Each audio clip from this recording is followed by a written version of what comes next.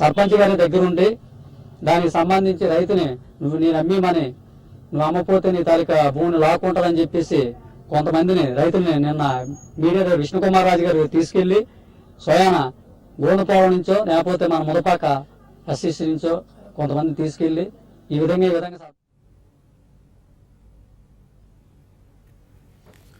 అవివా life insurance సమర్పిస్తున్న business breakfast షోకి స్వాగతం. సో ల్యాండ్ పూలింగ్ మార్గాన భూ సమీకరణ జరిపి దేశంలోనే ఇతర రాష్ట్రాలకు ఆదర్శప్రాయంగా నిలిచిన ఘనత ఆంధ్రప్రదేశ్ రైతాంగాంది.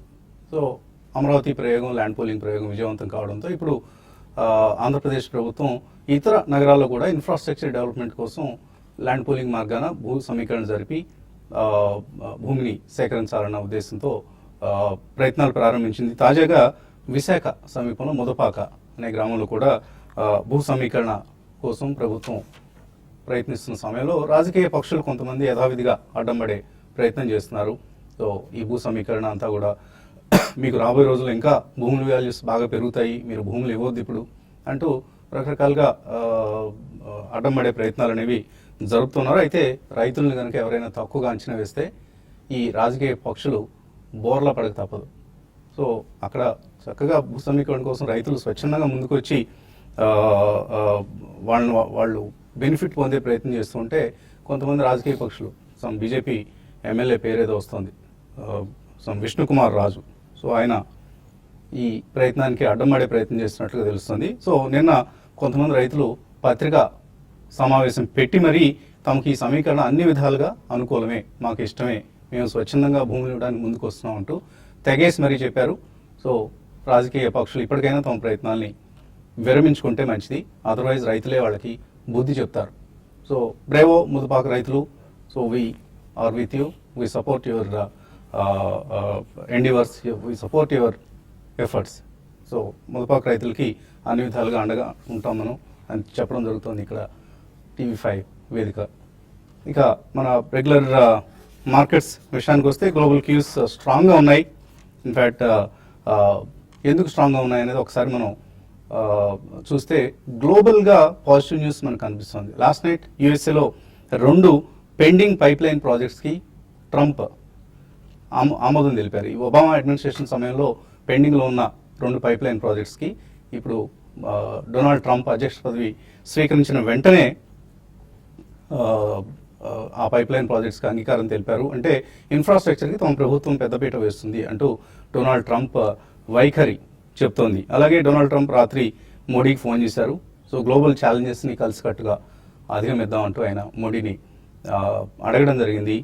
మోడీకి యుఎస్ఏ రావాల్సిందిగా ఇన్విటేషన్ ఇవ్వడం జరిగింది. సో ఇవన్నీ కూడా ఒక ఫ్రెండ్లీ రిలేషన్స్ కొనసాగుతాయి 2 దేశాల మధ్య అనడానికి ఒక సంకేతంగా భావించవచ్చు. అలాగే డాలర్ మళ్ళీ స్ట్రెంథెన్ అవుతోంది.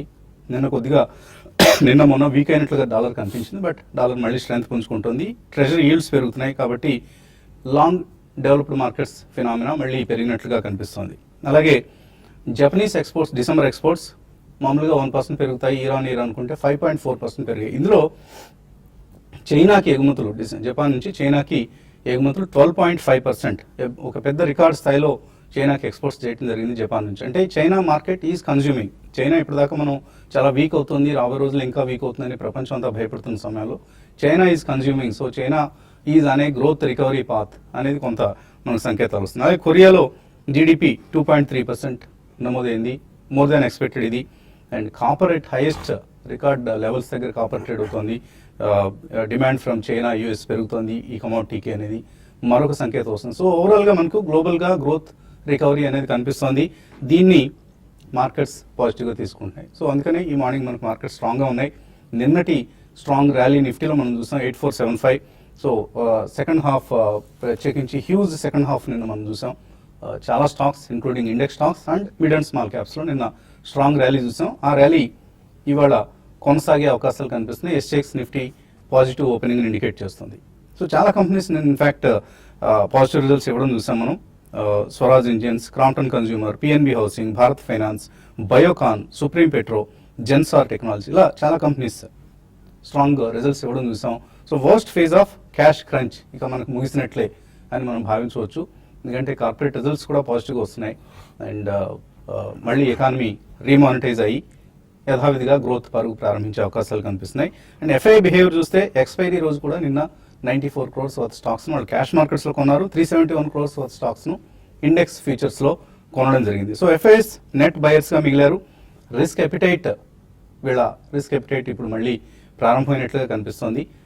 సెల్లింగ్కి అయితే స్టాప్ పడింది. డిఐఎస్ నెట్ బయర్స్గా ఉన్నారు. నిన్న నిఫ్టీ లాస్ట్ 1 monthలో 6% పెరగడం మనం చూసాం. సో ఇక్కడ maybe markets last 1 month phenomena మనం చూస్తే ఒక స్టెప్ వెనక్కి వేస్తే 2 steps ముందుకు వెళ్తున్నాయి. కాబట్టి ఇక్కడ కొద్దిగా ర్యాలీ వచ్చింది కాబట్టి లాంగ్ పొజిషన్స్ తీసుకోవడం అంత మంచిది కాదు. కానీ ఓవరాల్గా మాత్రం బై అండ్ డిప్స్ మనం ఒక 2 weeks బ్యాక్ అనుకున్నాం. బై అండ్ డిప్స్ మార్కెట్ ఇది స్పష్టంగా మనకు సంకేతాలు ఉన్నాయని అదే జరుగుతోంది ఇప్పుడు. సో మళ్ళీ వీక్ హ్యాండ్స్ని మార్కెట్లోకి ఇన్వైట్ చేసే ప్రయత్నం చేస్తారు ఇన్స్టిట్యూషనల్ ఇన్వెస్టర్స్. సో కేర్ఫుల్గా ఉండాలి. వీక్ హ్యాండ్స్ అంటే ఇక్కడ ఎవరో కాదు, మనమే రిటైల్ ఇన్వెస్టర్సే వీక్ హ్యాండ్స్ మార్కెట్లో. ఇవాళ కూడా రిజల్ట్స్ ప్రకటించబోతున్న కంపెనీస్లో మారుతి, అశోక్ లేలాండ్, కోటక్ బ్యాంక్ ఇటువంటి కంపెనీస్ అన్ని కూడా రిజల్ట్స్ ప్రకటించబోతున్నాయి. అండ్ నిన్న మనం మిడ్ క్యాప్స్లో చాలా స్ట్రాంగ్ ర్యాలీ చూసాం. బ్యాంక్ నిఫ్టీ మళ్ళీ నిన్న రికవర్ అయింది, 1% పెరగడం చూసాం. Somani ceramics, TVS motors, LNT finance, first source, CESC, Crompton consumer, Kajaria ceramics, Pidilite ఇవన్నీ కూడా కన్జ్యూమర్ థీమ్కి సంబంధించిన స్టాక్స్. వీటన్నిటిలో నిన్న ఒక స్ట్రాంగ్ బయింగ్ చూసాం. కాబట్టి మళ్ళీ మనకు మార్కెట్స్లోకి మంచి రోజులు వచ్చాయని అనుకోవచ్చు, లేదా ఒక ప్రీ బడ్జెట్ ర్యాలీకి పునాది పడుతుందని కూడా మనం అనుకోవచ్చు. అంతా everything depends upon the budget. మళ్ళీ బడ్జెట్ ఒకవేళ బాగా డిసప్పాయింట్ చేస్తే తప్ప ఈ ర్యాలీ కొనసాగే అవకాశాలు ఎక్కువ కనిపిస్తున్నాయి. మార్కెట్స్ గురించి మాట్లాడేందుకు మనతో అనలిస్ట్ సిద్ధంగా ఉన్నారు. సో ఒక రిజల్ట్ సీజన్ పాజిటివ్గానే ఉంది ఇప్పుడు దాకా చూస్తే మనకు. అండ్ బడ్జెట్ రాబోతోంది. ఈ టైంలో ఇన్వెస్ట్మెంట్స్కి ముందుకు వెళ్ళటం మంచిదా, లేదా బడ్జెట్ వరకు ఆగి తర్వాతే బయింగ్కి వెళ్ళటం మంచిదా? అంటే బేసికలీ మీరు మెన్షన్ చేసిన point it's very valid point. అంటే నెంబర్ 1 మనకి major constituents of Nifty or Sensex is financials అండి. ఫైనాన్షియల్స్ లో barring Axis Bank and probably 1 or 2 small players, majority of the finance companies including HDFC Bank, Yes Bank కానివ్వండి, నిన్న Bharat financials, ఇటువంటి companies లో results were phenomenally good. In the sense మన demonetisation fears ఏదైతే ఉన్నాయో అవన్నీ కూడా I don't think they really played out in financial sector. So మనకి major constituents and major weightage కూడా ఫైనాన్షియల్స్ ఉంది కాబట్టి I think they are doing well. So ఈ ఒక పెనుభూతం డిమానిటైజేషన్ అనేది I think we can definitely forget అనేది చెప్పొచ్చు, which you mention anyway. So అది పక్కన పెడితే I think mid and small cap there is exceptionally good play. Even in the last 1 week లో మనం చూసుకున్నా కానీ చాలా companies there is a concentrated buying and results are definitely good అనే చెప్పాలండి compare to what people thought. అంటే మన November అయిన తర్వాత November, December 2 months almost business అంతా వాష్ అవుట్ అయిపోయింది అన్న లెవెల్ అనుకున్నారు. But nothing proved right in terms of corporate results. ఈ కారణం మూలన I think definitely if somebody wants to buy అంటే మేజర్ మనీ కమిట్ చేయడానికి we're just talking about 1 more week అండి. సో రేపు ఎలాగో హాలిడే మనకి, కాబట్టి I think they can wait for some time because market కూడా లాస్ట్ 5 to 7 ట్రేడింగ్ సెషన్స్ లో it has seen a decent run up. And mid and small cap, micro cap దగ్గర నుంచి even large cap కూడా slightly participate చేశారు కాబట్టి. But otherwise I think every dip calls for a buy అని మనం ముందు నుంచి చెప్తున్నా and we still stand by the same view. ఇది పక్కన పెడితే మనకి ఒకవేళ మనకి రాబోయే రోజుల్లో బడ్జెట్ మీద ఆశలు చాలా పెంచుకుంటున్నారు. If there is something which is causing displeasure budget లో ఒకవేళ మనం అనుకున్నంతగా రాకపోతే అక్కడ market can take a dip అండి. It's not going to be crash but it can take a dip. అటువంటి సమయంలో మాత్రం definitely one should fully load with stocks అని చెప్తాను. ఎందుకంటే రాబోయే 1-2 years వ్యూ ఉన్న వాళ్ళకి మాత్రం that will be a very rare opportunity because I think we're back on tracks అని చెప్పొచ్చండి. సో 2005 తర్వాత హైయెస్ట్ లెవెల్స్ దగ్గర కాపర్ ప్రైసెస్ ఉన్నాయి. చిలీలో ఒక ప్రొడక్షన్ అవుటేజ్ కారణంగా కాపర్ ప్రైసెస్ బాగా పెరుగుతున్నాయి. ఎందుకంటే చిలీకి వరల్డ్ కాపర్ మార్కెట్లో 28% షేర్ ఉంది. సో 28% ప్రొడక్షన్ అక్కడే జరుగుతుంటుంది చిలీ అనే దేశంలో. అందుకనే మనం ఈ మధ్య కాపర్ ప్రైసెస్ బాగా పెరగడం చూసాం. ఆల్మోస్ట్ 11 years 12 years హైస్ దగ్గర కనిపిస్తుంది కాపర్. సో ఇవాళ traders of course expiry day ఒక రోజు ముందుగానే, రేపు మార్కెట్స్ హాలిడే కాబట్టి ఒక రోజు ముందుగా ఎక్స్పైరీ జరుగుతుంది. సో ఎక్స్పైరీ డే ఎటువంటి ట్రేడింగ్ పొజిషన్స్ని మీరు రికమెండ్ చేస్తారు? యాక్చువల్లీ మనం గత కొద్ది రోజులుగా చెప్పడం జరిగింది ప్రాబ్లీ 200-day మూవింగ్ యావరేజ్ అయితే ఉందో అదొక స్ట్రాంగ్ సపోర్ట్గా ఉంటుందని. సో అది ఆల్మోస్ట్ రెస్పెక్ట్ చేయడం చూసాం మనం మొన్న ట్రేడింగ్ చూస్తే కనుక. సో 8322 అనేది ఒక స్ట్రాంగ్ సపోర్ట్గా పరిగణించవచ్చు. బట్ ట్రెండ్ ఏదైతే ఉందో ప్రాబ్లీ ఆ రేంజ్ అనేది మనం బ్రేక్అవుట్ అని చూసాం. 8460 అండ్ 8360 రేంజ్ అనేది ఆల్మోస్ట్ నిన్న బ్రేక్అవుట్ అయ్యి కంఫర్టబుల్గా దాని పైన క్లోజ్ అయింది. సో డెఫినెట్లీ ఇక్కడ నుంచి 150 to 160 పాయింట్స్ అప్ మూవ్ ఉండే ఛాన్సే ఎక్కువ ఉంది. ఎందుకంటే నెక్స్ట్ మీనింగ్ఫుల్ రెసిస్టెన్స్ అనేది 8598 దగ్గర ఉంది, విచ్ వాస్ ఆల్మోస్ట్ మనకి నవంబర్ హైస్ ఏదైతే ఉందో డెఫినెట్లీ అక్కడ దాకా వెళ్ళే ఛాన్స్ ఉంది. బట్ అగైన్ మేబీ మార్కెట్లో కొన్ని డిప్స్ ఉండే ఛాన్స్ ఉంది. 100-day moving average would act as a strong support ఈ స్టేజ్లో, విచ్ ఈస్ 8425. సో ఇక్కడ నుంచి ఒక 50 పాయింట్స్ రిస్క్ ఉంది. మేబీ ఒక చిన్న బ్లిప్ వచ్చినా లేదంటే ఆల్మోస్ట్ కరెంట్ మార్కెట్ ప్రైస్లో కొన్నా కూడా ప్రాబ్లీ 50 పాయింట్స్ ఎవరైతే రిస్క్ తీసుకుంటారో వాళ్ళకి 150 పాయింట్స్ అప్ సైడ్ దొరికే ఛాన్స్ ఎక్కువ కనిపిస్తుంది. అదేవిధంగా బ్యాంక్ నిఫ్టీ చూస్తే కనుక మొన్నటి స్వింగ్ హై 19,276 అది ఇంకా బ్రీచ్ అవ్వలేదు. మేబీ కంపేర్ టు నిఫ్టీ కొద్ది అండర్ పర్ఫార్మెన్స్ ఉంది, 19,023 దగ్గర ఉంది. మేబీ ఒక 250 పాయింట్స్ ఇక్కడ నుంచి పెరిగితే కనుక బ్యాంక్ నిఫ్టీ అక్కడి నుంచి ఒక 500 పాయింట్స్ ర్యాలీ వచ్చే అవకాశం ఎక్కువ ఉంది. కాబట్టి ఈవెన్ బ్యాంక్ నిఫ్టీ కూడా మనకి 18,540 అనేది మనకి చాలా strong support, which is 20-day moving average. Maybe కొద్ది డిప్స్లో 200-300 పాయింట్స్ పడితే కనుక 18,500 కింద స్టాప్ లాస్ పెట్టి బ్యాంక్ నిఫ్టీ లాంగ్ వెళ్తే నెక్స్ట్ కపుల్ ఆఫ్ వీక్స్లోనే 19,700 దాకా అప్ సైడ్ వెళ్ళే ఛాన్స్ ఎక్కువ కనిపిస్తుంది. So budget times Indian school of business professor Seshadri budget నుంచి ఎటువంటి ఎక్స్పెక్టేషన్స్తో అకాడమిక్ వరల్డ్ ఉన్నది, ఎకానమిస్ట్ ఉన్నారు అనే అంశాన్ని ఆయన బయటలో చూద్దాం ఇప్పుడు.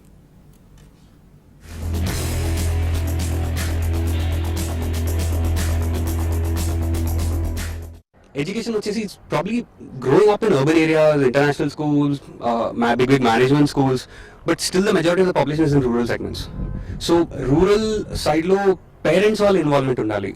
So if they just leave the kid to go to school, tanu kuda vellalane incentive undadu. So bringing parents on board, creating that awareness of education in the rural area, and they will be the backbone. They will be the people who are still would want to stay back there, like very close to the soil, I would say, in a very open term. So to encourage cashless transactions, so cost of implementing a cashless transaction process, that should come down, and I think investment should go in that before saying that I want to make it a complete cashless transaction. So సహజంగానే professors చెప్పే విషయాలు మనకు అర్థం కావు కదా, అలాగే ఉంది ఆయన చెప్పింది ఇప్పుడు. బట్ ఓవరాల్గా ఇన్ఫ్రాస్ట్రక్చర్, ఎడ్యుకేషన్, హెల్త్ కేర్ ఈ 3 రంగాలకి రాబోయే బడ్జెట్లో ప్రాధాన్యం ఇవ్వడం అనేది ఇండియన్ గ్రోత్ స్టోరీని ముందుకు నడిపించగలగాలంటే ఈ 3 రంగాలకి సమాన ప్రాధాన్యం ఇవ్వాలి. ఇది రాబోయే బడ్జెట్ నుంచి భారతీయులు కోరుకుంటున్న అంశం. ఇక ఇన్వెస్టర్స్ నుంచి కాల్స్, ఉత్తరాలు తీసుకోబోయే ముందు చిన్న విరామం.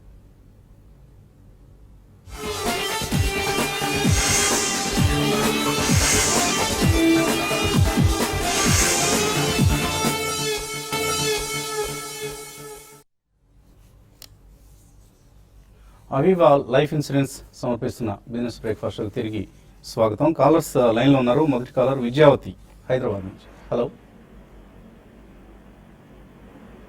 హలో విజయావతి అడగండి. ఓకే అండి. సో విజయావతి గారి కాల్ సమస్య ఏదో ఉన్నట్లుగా ఉంది. మరో కాలర్ లైన్లో ఉన్నారు. హలో హలో సార్, నా పేరు ప్రవీణ్ సార్. రవి. ప్రవీణ్ సార్. ప్రవీణ్ అడగండి. ప్రవీణ్ నమస్తే సార్, మీ ప్రోగ్రామ్ రెగ్యులర్ వాక్ చేస్తాను. Thank you. సార్ నాకు ట్రెండ్ లో ఒక 50 షేర్స్ ఉన్నాయి సార్. నేను ఒక మంచి ర్యాలీ తీసుకుని 20%. అవును, నేను సెల్ చేశాను.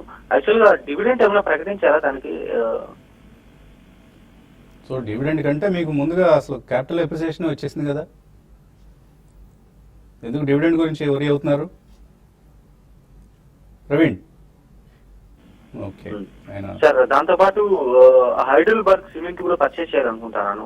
ఎలా ఉందని చెప్తారు sir share? Okay. So Trent అమ్మేశారు, ఇంకా గొడవ లేదు, పూర్తిగా అమ్మేశారు కదా? అమ్మేశాను సార్. సో ఇంకా దాని గురించి మర్చిపోండి. దెన్ హైడెల్బర్గ్ సిమెంట్ పరిస్థితి ఏంటి? Yeah, it's a mid-cap cement company and they have been doing well last 1-2 years లో వాళ్ళ ఎక్స్పాన్షన్ కూడా కిక్ అయింది అండ్ ఇట్స్ డీసెంట్ కంపెనీ అండి. రాబోయే రోజులు అండ్ వాళ్ళ స్ట్రాటజిక్ లొకేషన్ కూడా కొద్దిగా they are closer to markets where కొద్దిగా ప్రీమియం సిమెంట్ రేట్స్ ఉండే చోట ఉన్నారు వాళ్ళు. సో నార్త్ లో ఉన్నారు ఎక్కువ. So Heidelberg is definitely a good company with some foreign equity participation. మీరు కొనదలుచుకున్నారు కాబట్టి definitely this the time to buy అండి. ఒక 2 ప్రైస్ పాయింట్స్ లో తప్పకుండా ఇమీడియట్లీ కూడా కొనొచ్చు మీరు. ప్రాబ్లీ అరౌండ్ 5-7% కరెక్షన్ ఉంటే సెకండ్ ప్రైస్ పాయింట్ లో కూడా కొనండి. ఎందుకంటే రాబోయే 6 months లో మనకి మంచి ఇన్ఫ్రాస్ట్రక్చర్ అండ్ కన్స్ట్రక్షన్ యాక్టివిటీ బాగా పుంజుకుంటుంది. అండ్ పోస్ట్ బడ్జెట్ కొద్దిగా సిమెంట్ ఇవన్నీ కూడా ప్రైజెస్ రేషనలైజ్ అయితే డెఫినెట్లీ దీనికి మంచి ఊరట కలిగిస్తుంది. So Heidelberg is a buy right now and with 5-7% correction second price పాయింట్లో కొనుక్కోవచ్చు. సో ట్రెంట్ రిజల్ట్ చాలా స్ట్రాంగ్గా వచ్చింది, both top line and bottom line రెండిట్లో కూడా చాలా స్ట్రాంగ్ గ్రోత్ కనపరిచారు. నెట్ ప్రాఫిట్ ప్రీవియస్ క్వార్టర్ సెప్టెంబర్తో కంపేర్ చేస్తే 21 crores నుంచి 37 crores పెరిగింది. సో అందుకనే నిన్న ఆల్మోస్ట్ 17% స్టాక్ పెరగడం చూసాం. అప్పర్ సర్క్యూట్ కూడా టచ్ చేసి అక్కడ తర్వాత ఫ్రీజ్ రిలీజ్ అయింది. నర్సాపురం నుంచి శివ లైన్లో ఉన్నారు. హలో సార్ నమస్తే సార్. నమస్తే, అడగండి. నా దగ్గర సునీల్ హైటెక్ షేర్లు ఉన్నాయండి. అవి ₹12.80 కొన్నాను. ఏదో ఒక 2,000 షేర్లు అండి. అదే దాని పరిస్థితి ఏంటి, కంపెనీ మంచిది అంటే ఎవరో చెప్పారని తీసుకున్నానండి నేను. అయ్యో ఇది ఒక 500 అంతా ఉంది, రేటు బాగా షాక్ ఉందంటేనా తీసుకున్నాను. అది బాగుంటుందా బాగుంటుందని చెప్పారు. ఫక్త్ రిటైల్ ఇన్వెస్టర్ లాగా చెప్పారు మీరు. ఇలాగే కొంటాం మనం నార్మల్ షేర్లు. ఎవరో చెప్పారు ₹12 ఉంది, ₹500 అయిపోతుంది అని ఎవరో చెప్పారట శివ గారికి. కొనేశారు. మంచిదేనా ఈ కంపెనీ? అసలు ₹12 షేర్ కాబట్టి ఎవరైనా ప్రలోభపడటం కూడా సహజమే. రైట్. యాక్చువల్లీ ఐ థింక్ దీనిలో కార్పొరేట్ యాక్షన్ జరగడం చూసామండి. ఈ షేర్ని ఐ థింక్ ఫేస్ వాల్యూ తగ్గించడం జరిగింది గత కొన్ని రోజుల్లో. ఈ స్టాక్ చూస్తే కనుక మనకు ఆల్మోస్ట్ ప్రీవియస్ లోస్ చూస్తే కనుక ఇది ఆల్మోస్ట్ ₹2, ₹2.5 నుంచి పెరిగిన షేరు అండ్ ₹23 దాకా అప్ సైడ్ వెళ్ళడం చూసాం. సో ఆల్మోస్ట్ మనకి హాఫ్ ఉంది ఇప్పుడు, మిడిల్ ఆఫ్ ద రేంజ్ ఉందని చెప్పుకోవచ్చు. బట్ ఇలాంటి stocks I think long term 500 I think it's all meaningless అండి అట్లా అనుకోవటం కూడా. సో డెఫినెట్లీ ఇప్పుడు మీకు ఉన్న పొజిషన్ మీరు ₹8 కింద మీరు స్టాప్ లాస్ పెట్టుకోవాలి. ఎందుకంటే ఈ స్టాక్ ఇప్పుడే కొంచెం కన్సాలిడేషన్ ఉంది. ఆల్మోస్ట్ ₹8 నుంచి 14-15 దాకా పెరిగి కన్సాలిడేట్ అవుతుంది. మేబీ మొన్నటి స్వింగ్ హై చూస్తే కనుక 16.5 అక్కడ ఒక గట్టి రెసిస్టెన్స్ ఫేస్ చేసే ఛాన్స్ ఉంది. సో ఇక్కడ నుంచి ₹5 అప్ మూవ్ వస్తే కనుక డెఫినెట్లీ మీరు ఎగ్జిట్ అవ్వాలి. అదేవిధంగా ఉన్న పొజిషన్కి ₹8 కింద క్లోజింగ్ బేసిస్ మీరు స్టాప్ లాస్ పెట్టుకోవాలి. సో జాగ్రత్తగా ఉండండి శివ గారు. ఇలా ఎవరో చెప్పారు అన్న కొనుక్కోవడం కంటే కూడా మీరంతా మీరు రీసెర్చ్ చేసుకొని మంచి కంపెనీ కాదా నిర్ధారించుకోండి. ఒకవేళ కొద్దిగా మీకు దానికి సంబంధించిన నాలెడ్జ్ కరువు అయితే కొనే ముందు అడగండి మా ప్యానల్ని. కొన్న తర్వాత అడిగితే ఒక్కొక్కసారి అప్పటికే చేతులు కాలిపోయి ఉంటాయి. తర్వాత మెయిల్స్ కొన్ని తీసుకుందాం. పిండి సావిత్రి అడుగుతున్నారు, అశోక్ లేలాండ్ ఇండియన్ బ్యాంక్ కొందాం అనుకుంటున్నారు, షార్ట్ టర్మ్ కోసం కొనుక్కోవచ్చు. ప్రాబ్లీ ఇండియన్ బ్యాంక్ చాలా అవుట్ పర్ఫార్మ్ చేస్తున్న స్టాక్ అండి ఈ స్టేజ్ లో. అశోక్ లేలాండ్ కూడా probably I think you can buy, ఎందుకంటే ఇది కూడా ₹90.70 అంటే ఇక్కడ నుంచి ఒక ₹2.5-3 అప్ మూవ్ వెళ్ళే ఛాన్స్ ఎక్కువ ఉంది, which is 200-day moving average. In case అది దాటింది అంటే కనుక డెఫినెట్లీ అక్కడ నుంచి ఇంకా అప్ మూవ్ వచ్చే ఛాన్స్ ఉంది. బట్ షార్ట్ టర్మ్ కంటైనర్ కాబట్టి I think you should have a stop loss 85 కింద మీరు స్టాప్ లాస్ పెట్టుకోండి అశోక్ లేలాండ్ కి. అలానే ఇండియన్ బ్యాంక్ కూడా probably I think stop loss తోటి మీరు అటెంప్ట్ చేయొచ్చు, ఎందుకంటే PSU banking mid cap space లో అవుట్ పర్ఫార్మ్ చేస్తున్న స్టాక్ ఇది. మేబీ 3 months ఏదైతే ఉందో 276 దాకా అప్ సైడ్ వెళ్ళే ఛాన్స్ ఉంది. కరెంట్లీ 257 ఉంది. అదేవిధంగా 3-day లో ఏదైతే ఉందో 240 కింద మీరు స్ట్రిక్ట్ కి స్టాప్ లాస్ పెట్టుకోవాలి. తర్వాత రాజు మెయిల్ పంపించారు, బెస్ట్ టర్మ్ ఇన్సూరెన్స్ పాలసీస్ని కొన్నిటిని 2 కంపెనీస్ని రికమెండ్ చేయమని. బెస్ట్ పాలసీ అంటూ టర్మ్ ఇన్సూరెన్స్లో లేదా ఇదే బెస్ట్ ఇంతకంటే బెస్ట్ లేదు అని అనుకోవడానికి ఏముండదండి. దాదాపుగా అన్ని కంపెనీస్వి సిమిలర్ ప్లాన్స్ ఉంటాయి. కొద్దిగా ప్రీమియమ్స్లో వ్యత్యాసం ఉంటుంది, అటు ఇటు వేరియేషన్ ఉంటూ ఉంటుంది. అండ్ వాళ్ళ క్లెయిమ్స్ సెటిల్మెంట్ రేషియో ఎలా ఉంది, ఇది ప్రధానంగా మనం గమనించాలి. ఎందుకంటే మనం కొన్న తర్వాత ఏదైనా దుర్ఘటన జరిగినప్పుడు ఫ్యామిలీ ఆ ఇన్సూరెన్స్ కంపెనీ చుట్టూ ప్రదర్శనలు చేసి సెటిల్మెంట్ కోసం పరిగెత్తాల్సిన పరిస్థితి ఎదురుకాకుండా ఉంటే మంచిది మనకి. ఫ్యామిలీ ఆ సమయంలో వాళ్ళకున్న దిగులతో పాటు ఇది కూడా మరికొంత దిగులు పెంచుతుంది. ఈ క్లెయిమ్స్ కనుక సరిగా వాళ్ళు సెటిల్ చేయకపోతే ఆ రికార్డ్ పరంగా చూస్తే మనకు LIC is still the best company claim సెటిల్మెంట్లో. 98.19% LIC claim settlement ratio. So అంటే వాళ్ళ దగ్గరకు వచ్చిన క్లెయిమ్స్లో జస్ట్ ఏమన్నా ఇతర కారణాలు ఏమైనా ఉంటే ఒక 1-2% క్లెయిమ్స్ మాత్రమే వాళ్ళు రిజెక్ట్ చేస్తుంటారు. మిగిలిన వాటన్నింటినీ చక్కగా నెరవేర్చి ఫ్యామిలీకి అండగా నిలుస్తున్నారు. LIC still the best. Private కంపెనీస్లో మ్యాక్స్ లైఫ్ 96.23% వాళ్ళ క్లెయిమ్ సెటిల్మెంట్. అలాగే Birla Sun life 96.2%. Tata AIA life 95% వాళ్ళది క్లెయిమ్ సెటిల్మెంట్ రేషియో. సో ఈ కంపెనీస్ నుంచి మీరు టర్మ్ పాలసీస్ తీసుకుంటే that will be better option. But avoid companies like Star Union ఇటువంటివి, ఎందుకంటే చాలా పూర్ క్లెయిమ్స్ రేషియో వాళ్ళ దగ్గర కనిపిస్తుంది. అవీవా లైఫ్ మన కార్యక్రమానికి వాళ్ళ స్పాన్సర్స్ కూడా. ఫ్యూచర్ జనరాలి ఇటువంటి కంపెనీస్ని ట్రై టు అవాయిడ్.